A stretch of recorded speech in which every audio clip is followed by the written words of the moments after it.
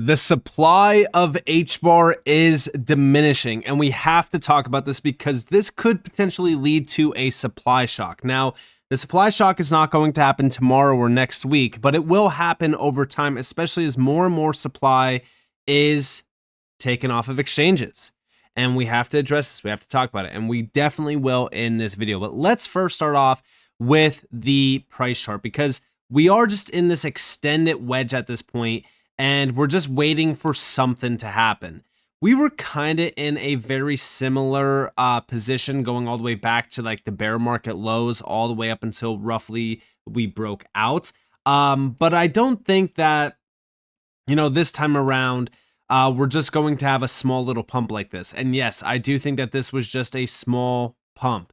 A lot of people will say that, Nick, you're crazy because this thing was up a massive amount, over 900+%. But the reason why I suspect much more out of, a lot of these altcoins is just because we are starting to see the environment change in a big way with ETF announcements, with, institutional grade adoption. We're starting to see regulations. Some of these altcoins like HBAR, for an example, are at the forefront of this. They've been preparing for this. And again, HBAR is definitely a huge one that I have been talking about and focused on for years. So this is a perfect time to be an HBAR holder because of the environment around crypto.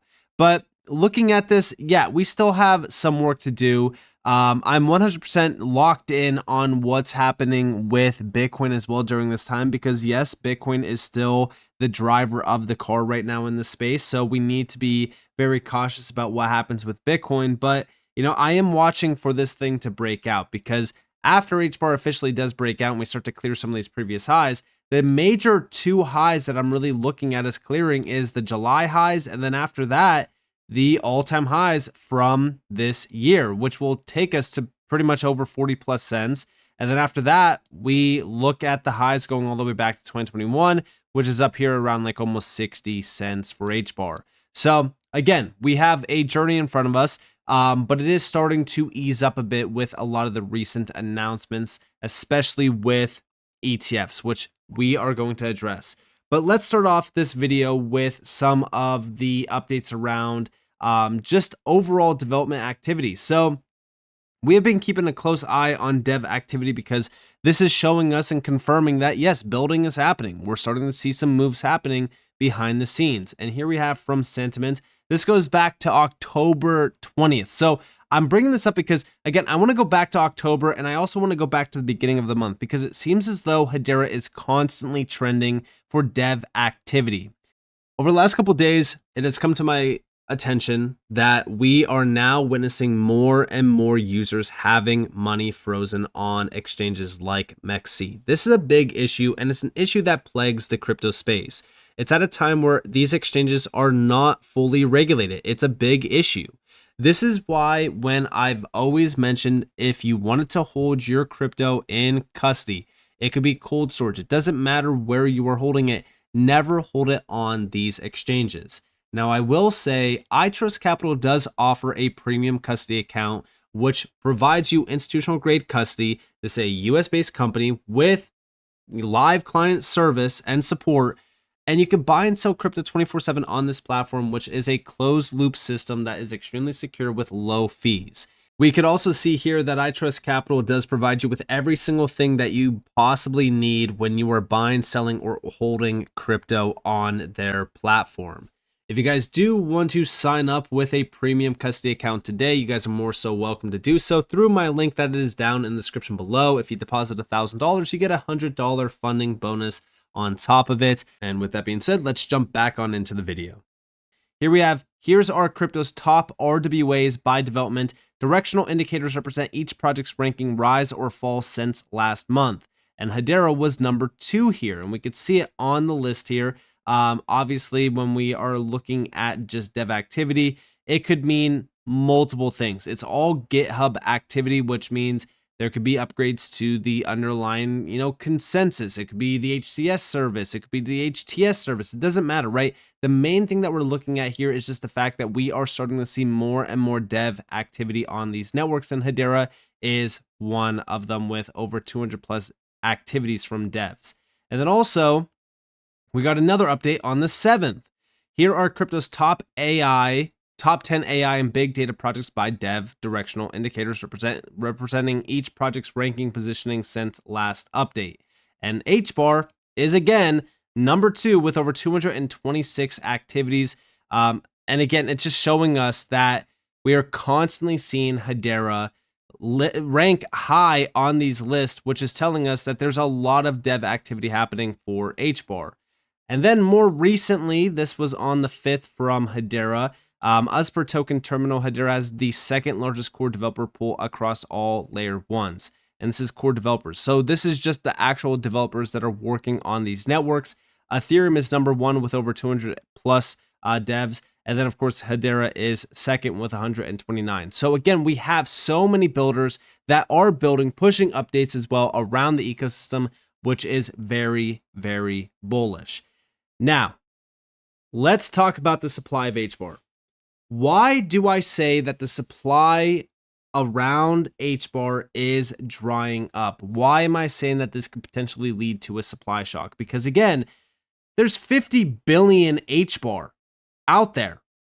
And you might be thinking, well, Nick, you're crazy if you think a supply shock is going to happen for HBAR.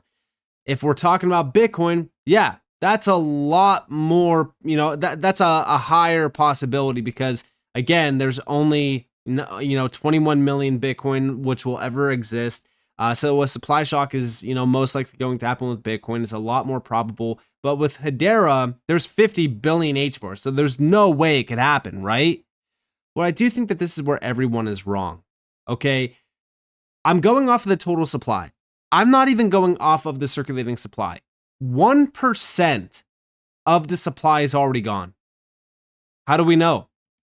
Because of the Canary Capital HBAR ETF. 387 million HBAR is locked in on this ETF alone. It's not exactly 1%, but it's getting close. We are a little bit under like 120 million HBAR that will be tied to this ETF, which will lead to 1% of the total supply being tied back to just one ETF. And this is holdings.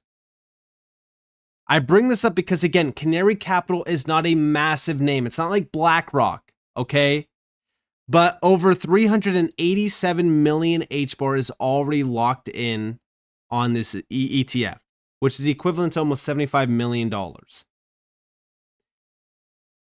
This is at a time where we just got another update. This is from Gilmore Estates. We have Hedera just surfaced in 2 new 21 shares ETF filings, the FTSE Crypto 10 Index, the TTOP, and FTSE Crypto 10X Bitcoin. This is TXBC. Both list HBAR as a permitted asset, signaling institutional interest even outside top market cap rankings. Quietly, Hedera is entering the ETF conversation. Now, this is also an added number to the 15 that were already there. Shout out to HBAR Tata for this. We have HBAR has well and truly entered the ETF era.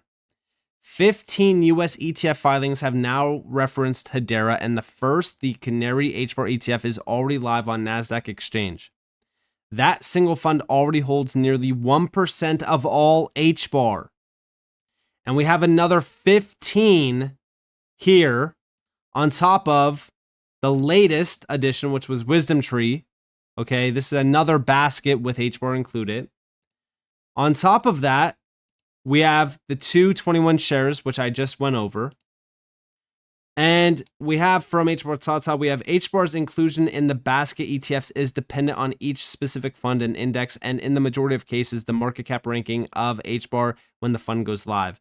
By my estimations, HBAR will be included in 6 additional ETFs, worst case or 15 best case as it stands today.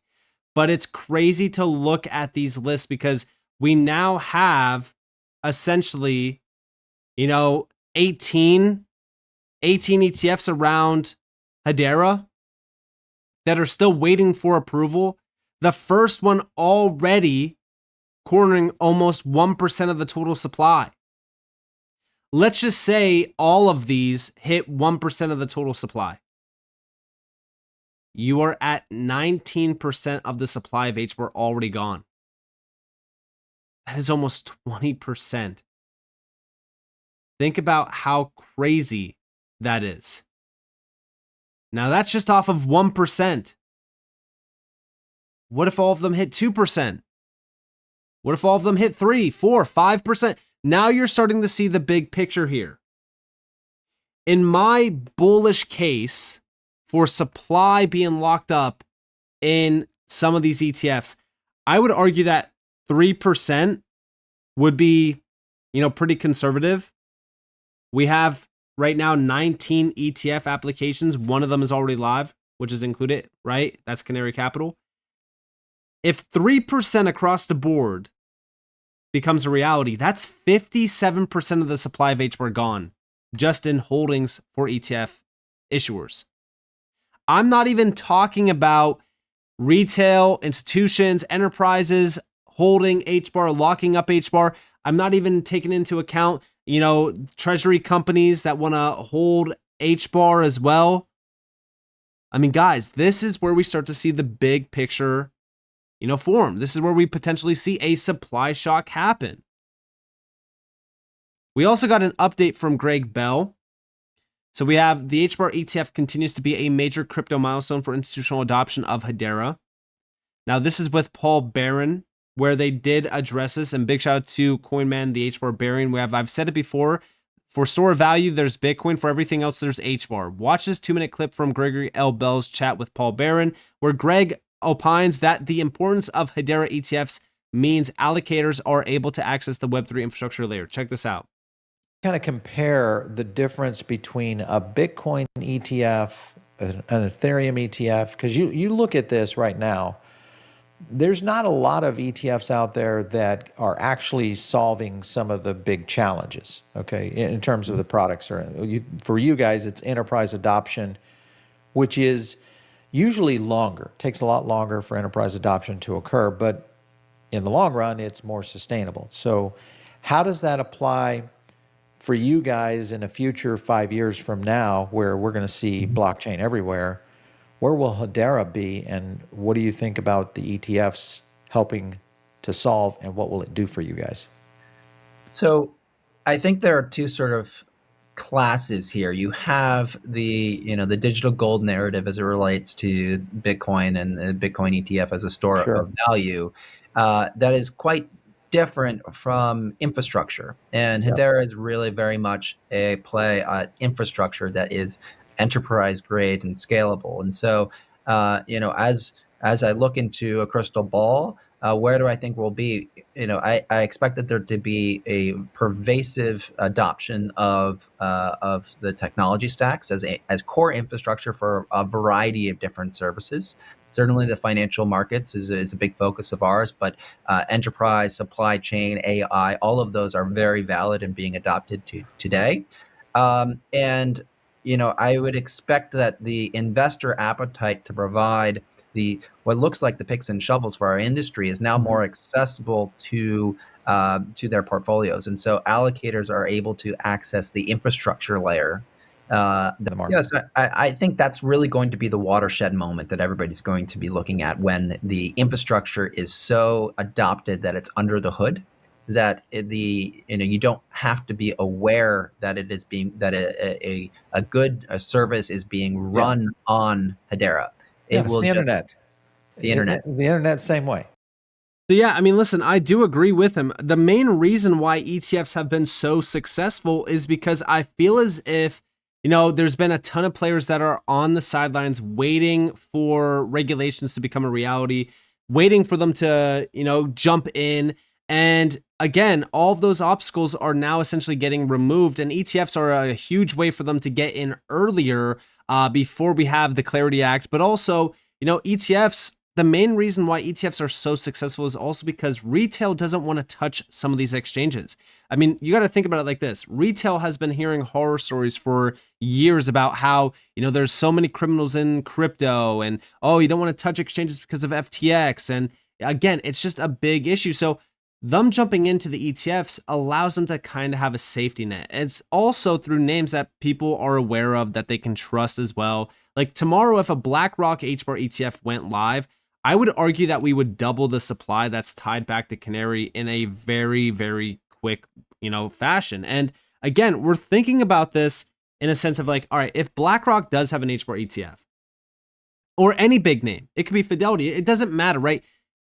If Canary's hitting nearly 1% here in a very short amount of time, I would argue that a lot of those players, if they had an HBAR ETF go live, we could easily see, I want to say 3 to 6%, 3 to 6% of the supply taken off of exchanges in a very, very quick manner.